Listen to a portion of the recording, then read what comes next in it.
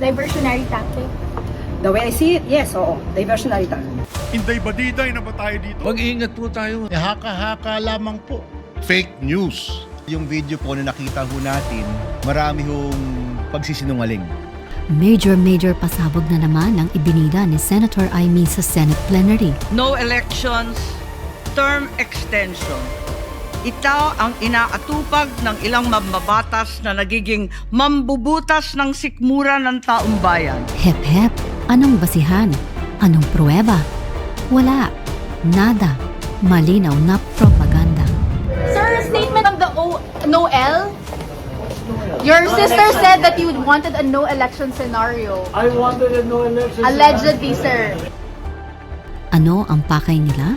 Sa ating tingin, no, sa ating pagkakaintindi rito, ito ay para matakpan, matabunan ang totoong issue.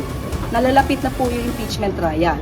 So alam naman natin kung ano yung gusto ni Senator Amy pagdating sa impeachment trial. Wala pang ang trial pero para meron na siyang judgment. And at the same time, para mapagtakpan kung ano nangyari talaga sa Senado. Yung papaano pa naitakas o nailabas si Senator Robin Padilla, si Senator Bato. At kung paano na nagkaroon talaga ng putukan at sino ba talaga ang nagpasimula nito at kung sino ba talaga ang may nais na magkaroon ng ganitong klaseng. Diversionary tactic. The way I see it, yes, oo. Diversionary tactic.